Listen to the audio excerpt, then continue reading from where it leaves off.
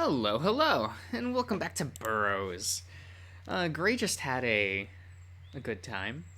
I lay there for a while, letting the afterglow wash over me. I should put all this stuff back where it belongs. I'll wash the toy first, obviously. Oh, and I have to put the photo back in that book. I thank it for starting my descent into, debauchery? Before sliding it back between the journal's pages. Which drawer was it in again? Top? Whatever. The dildo one is closer. I can put it back properly later. I grab the handle and tug harder than intended, pulling the entire thing out and spilling everything on the floor. All these toys flop onto the ground, even rolling under the bed. That's karma for you. I deserve that. I scramble out of bed and start putting them back when I notice something else that fell out of the drawer. Why was something like this in here? Buried underneath everything was a photograph. Even from far away, I can tell it's of Mark. I bend down to pick it up, and it takes me a second to register what I'm looking at. Correction, it's almost Mark. Another maned wolf, skinnier, gaunt cheeks, hollow eyes with dark circles and longer hair. There's discoloration around the edges of the photo, and it's covered with smudged fingerprints. I turn it over. Joshua, copy for funeral. No. Why? Why was it in the drawer where he keeps all his sex stuff? It looks like it was framed from the creases. Yeah, framed from the creases lining the edge. Why isn't this on his mantle? Did he take it from the funeral and stash it here to hide it? Or is it here because dark clouds of dread start to form in the back of my mind? I feel like I've seen something I shouldn't have. I wish I could go back to this morning.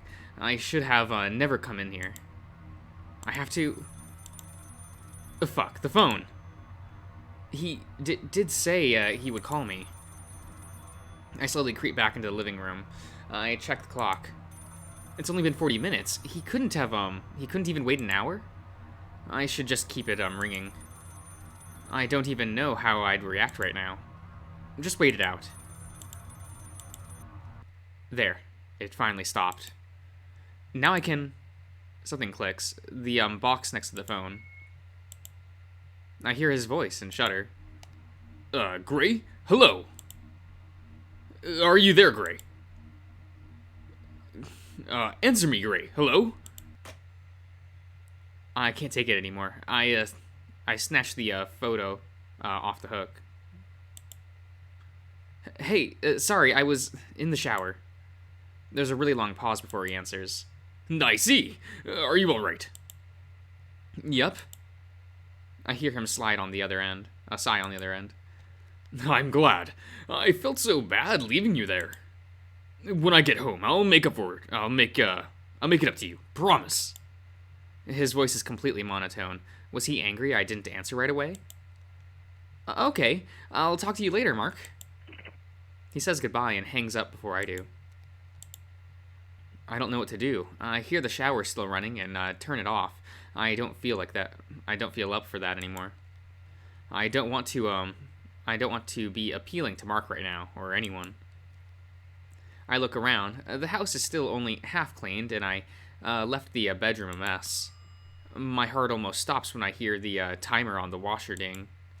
Right, my clothes. I don't feel comfortable being naked now anyway. I finish doing the laundry, dry everything, and get dressed. I decide to keep our photo and the card in my wallet instead. I dread the idea of going back into that bedroom, but I can't leave it in that state, or he'll know I saw everything. I put everything back where it belongs, including the photographs of him and Joshua, respectively. It's about 10 a.m. now. I can't fathom staying in this apartment until 6. I have to get some air. I grab as many coins off the table as I can carry, and a spare key for from the coffee table as I head out the door. The paper said it would be much warmer today, so I can forego the coat Mark lent me. I lock the door behind me and breathe a sigh of relief. You can do this, Gray. This may be the future, and you may be a fish out of water, but you're still an adult. I ride the elevator down and march out of the lobby. The doorman nods as I walk back, and I smile in return. I can turn this day around. I confidently burst through the front doors out into the open world. Mine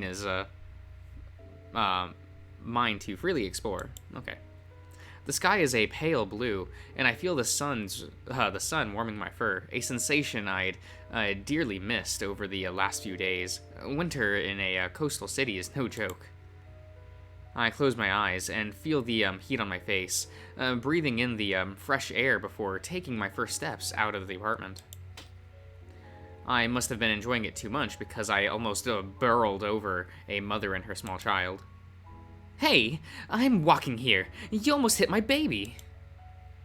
My gosh, I'm sorry. Yeah, you better be. You okay, Sugar Pea? Did the scary man touch you? What? TV. Yes, dear. It's almost time for Hogan's Heroes. They shuffle towards the apartment, the mother going out of her way to shoulder check me on the way in. Okay, then. I rub my arm and keep walking, trying not to let this sour my mood. Come to think of it, Mark never mentioned anything about this neighborhood. I wonder if he's friendly with anyone on this floor. Then again, if this is what the residents are like, I don't blame him for keeping to himself. I walk a few blocks, taking my time so I can observe the locals and pick up on the rituals of the average New Yorker. A lot of it seems to involve shouting. I walk past the grocery store and see a woman in curlers and a bathrobe arguing with the butcher about an expired coupon. He's waving a cleaver around, so I move closer to the street out of fear. I don't need a chip in both ears. Right, as I move towards the curb, a van pulls up onto it, almost flattening my foot. I stumble back as a man in a dirty shirt swings open a side door and beckons towards me. Hey, boss. You want a free ride downtown? Only $1. $1. No thanks. I turn and speed up my walk. Mark's words echo in my head, but I shake them off. Fuck that. I'm capable. I'm determined. I look ahead and see a bike messenger speeding towards me. He rings the bell furiously, and I jump out of the way, and just in time as he tears down the sidewalk. Christ, you really have to pay attention when you walk in the city. Back in the country, I could walk for miles with my eyes closed and not run into a soul for hours, save for an odd critter or two. Me and Simone had a secret tree stump, one we didn't tell anyone. Excuse me.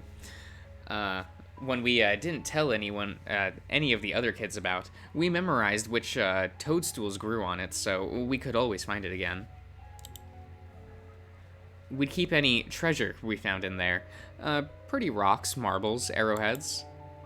She was always really good at finding hidden or missing things, and never knew how she knew. She just did. I miss her so much. Damn it. I feel tears start to well up and start to lean against the wall, out of the flow of foot traffic. The city continues moving seamlessly, as if I wasn't even there.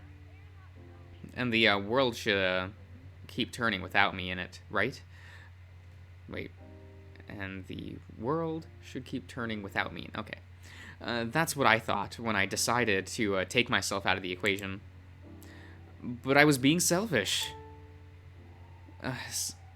Simone's world, Etienne's world, everyone who I knew. Their world is that much smaller without me in it. I took that future away from them. And now I have nothing left to hold on to except this sad simulacrum of an existence. At least I'm not alone. Mark is here. The Mark that hid his true motives from me. The Mark that stole his brother's photo and kept it in that place. I don't know whether he's going to be my savior or my destruction, but I guess I don't have much of a choice right now. God, here I am again, caught up in the ebb and flow of someone else's life, with no say, no power. I wipe the last of the tears off my sleeve, and slap some sense into my face. I do have some power. Looking to my left, I see the entrance to the subway. I have the money Mark gave me. I can go somewhere and come back before he even notices. Oh, but the phone calls. Fuck it. I'm suddenly in the mood for adventure. Let's do something stupid. I peel myself off the wall and head down the stairs into the dark, tiled station. Unlike the surface world, it's mostly unpopulated down here. My mind is churning trying to imagine how these tunnels were dug without the city collapsing. I wander further in until I get to a turnstile, right? The fare. I fish around in my pocket and pull out a shiny quarter. I try to push it into the coin slot, but it's too big. Am I doing it wrong? I try to use my elbow to jam it in, and it bounces off the smooth metal and skitters onto the floor. People are staring. I look up and see a man at the booth tapping the glass to get my attention. I scoop up my coin and shamefully saunter over. Hey, you alright, Pally? Yeah, never better. I think there's something wrong with that slot, is all. A malfunctioner made it too small. He looks me up and down, sighing as he pushes open a tiny door, set in the glass wall that separates us. Out of towner, no worries, here. Give me that quarter. I gulp and part with my steadfast metal friend, thinking about all the things I could have bought with it back in my time. Oh, okay. Sorry, just adjusting some audio things. A few seconds later, the pigeon produces a tinier coin with a Y shape punched out of the center. You're gonna need one of these, Poss. We only take tokens now. Ah, so I can exchange any quarter for tokens? Makes sense. I roll my eyes, feigning familiarity, and snatch my new coin from the counter. Right. Happy travels, Pally. I skip back over to the turnstile and use the appropriate coin to enter the rest of the station. One step complete. I wander over, staring at the the posters spread along the walls of this porcelain labyrinth. Movie posters, cigarette or fast food ads. Among them, I see a map of the city. Wow, this place is bigger than I thought. I wonder where a fun place to go would be. Definitely not Times Square again. My eyes scroll down the bottom of the island. The bottom of the island. The weird guy earlier did mention downtown. I see an area marked as Chinatown. Oh, that could be fun.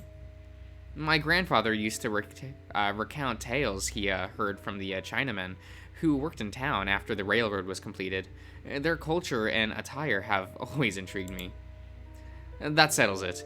I trace my finger along the lines that mark the train's routes from the You Are Here sticker to the closest to the word Chinatown. Canal Street. Looks like it'll be the... I'll need to take the 8th Avenue line, then transfer to a Sea Beach-bound train at 34th Street. This is kind of complicated. I take a few minutes to count how many stops are on my trip so I can better keep track of my route.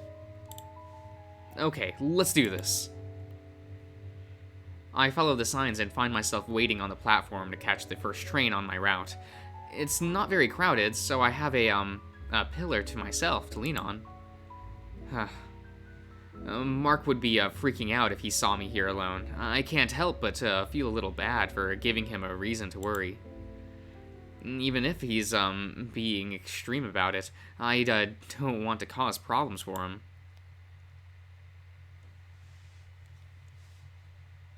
Oh, okay. He didn't pick up. Again! That's the third time. I'm getting worried. I'm taking everything... It's taking everything in me right now to not run out there and catch the first cab home.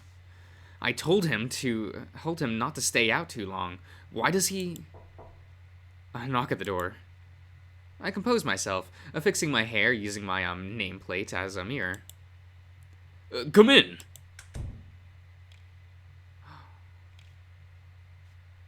Bird. Oh, it's, Mr. Charleston. What does he want? Marcus. Doing well today. Instead of answering, I fix the papers on my desk with a shrug. I see. Business as usual, then. I nod, not looking at him. We both know I didn't come here to shoot the shit, Mark. Sighing, I lean back in my chair, arms crossed. Our investors have been pulling out lately, ever since you suggested we put that hippie bullshit in our gallery. We've been losing money. I'm sorry to hear that. I'm really not. This is a private museum, and just raise the ticket prices, asshole. This party Lauren's throwing is a huge waste of our already dwindling budget.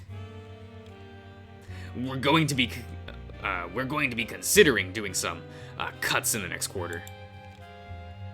So that's what this is about.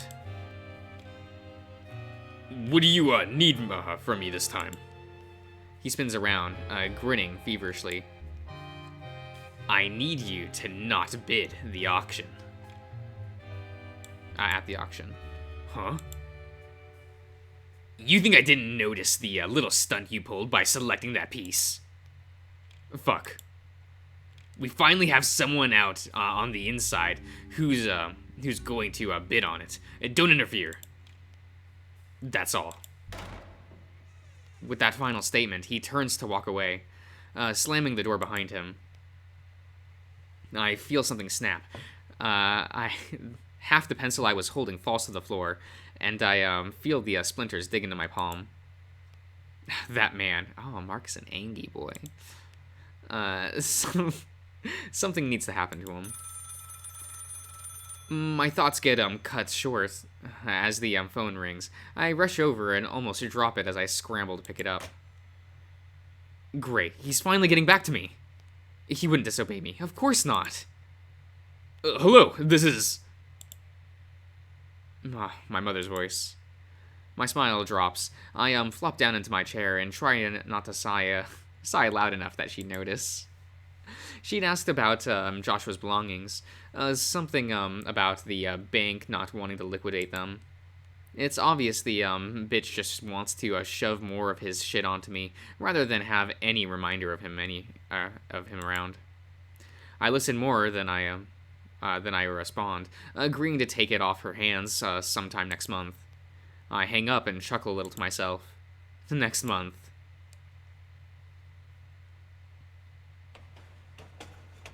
Right, it's like the 29th, right, of December? And, like, Mark commits suicide on New Year's, right? The train ride is going better than expected. I've been alone for most of it, and apart from the one oddball screaming about the end times, it's been rather tranquil. I don't see what Mark was so worked up about. Sure, it's not the cleanest place, but it's not the cesspool he was making it out to be yesterday. Still, I find the entire scale of the city's subway system astounding. Nothing like the cumbersome freight trains we had back in the countryside. I look around at the unamused faces of the other commuters, that's what, yep.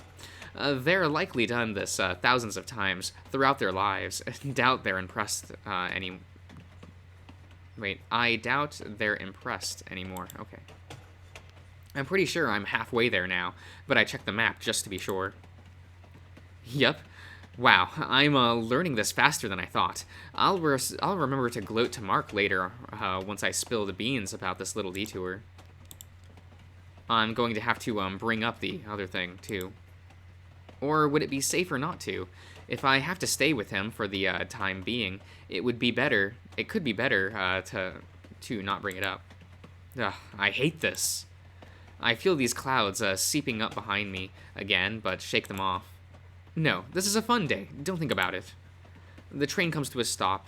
Doors open at the last of the other commuters leave the compartment. After a moment of waiting, with no one else entering the car, the train door shuts, and I'm left to sit alone as momentum starts to pick up again. It's kind of tranquil, the rattling of the metal carriage, the low hum of the engine. I lean back at the hard plastic seats and stare at my reflection in the darkened window across from me. Wait, I can see myself again. I wonder, what could have changed between now and yesterday? Is this kind of reflection somehow different, thus breaking a weird technicality?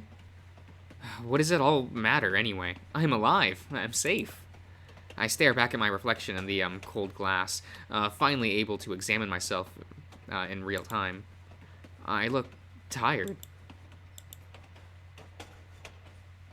Ooh, this is a nice piece. I like that. Ooh. Oh, that's so neat.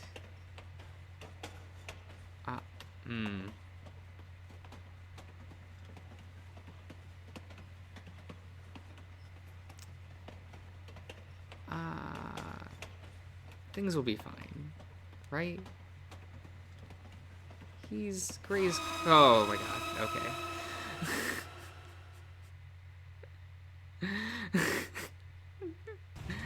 Okay, sir. He's here. He found me. Fuck! The train lurches forward as it speeds up, knocking me onto the, now, rusted over floor. The light, it's the same as the nightmare. I can hear his laugh cut in and out on either side of me. The wheels suddenly screech as we hit a curve, the sound of grinding metal rattling in my skull. The rushing wind cuts out from for a moment as we pass through a station and at breakneck speed. The car starts to fill with the screams of thousands of churning, distorted voices. I hold my head between my knees, feeling like it is about to burst. I grit my teeth and pull myself up, inching towards the emergency exit. I have to get out. If we keep going at this speed, there's no way I'll survive jumping. Maybe if I wait until we pass another station. His laughing starts to become indistinguishable from the screams. Okay, I need to do something before. A sudden metallic boom from below interrupts my thoughts. What now? We're slowing down? The lights dim a little, and the screams begin to die down. I think we're pulling into a station. Calming myself, I try to look through the window. The glass had become cracked and withered, as if thousands of years passed in mere seconds. With some difficulty, I'm able to make out the blurry shape of pillars in the distance, with a red light glowing behind them. We finally come to a complete standstill, followed by a cuff of steam releasing from somewhere below. The double doors slide half open, the left one being too rusted over to budge an inch. I'm unsure of what to do now. It's dark out there. Only a few feet of the tiled platform is visible in the harsh crimson glow from overhead. I lean against the far wall and grab my chest, beginning to hyperventilate. I can't even bring myself to poke my head out of the tiny opening. The thought of leaving myself vulnerable even for a second has me paralyzed in fear. I should have known better. Damn it! I kick a nearby piece of scrap metal in frustration, and it skitters across the bumpy floor, stopping just short of the opening. Okay, Gray, just calm down. Yes, calm down. Is this really happening? I'm going to need to focus if I want to survive. We can do this. And I don't think sitting in here will move things forward. So leave. Maybe just a few more minutes, to gather my bearings. I sit back and stretch out my legs, waiting for that familiar pop in my knees. Huh, no pop today. I wonder if that's a good omen. The dull ache that usually circulates around my scars is also absent. Is that an effect of adrenaline too? I shoot up and confidently march towards the door, doing some final stretching. Okay, this is it. You can do this. I inch closer, one step at a time. The room beyond is still bathed in shadow as I approach. Just fucking go. Alright, finally, my foot sails over the gap and I'm in Virgil's bar. Okay, I'll end the part here. I'll see you around, everyone.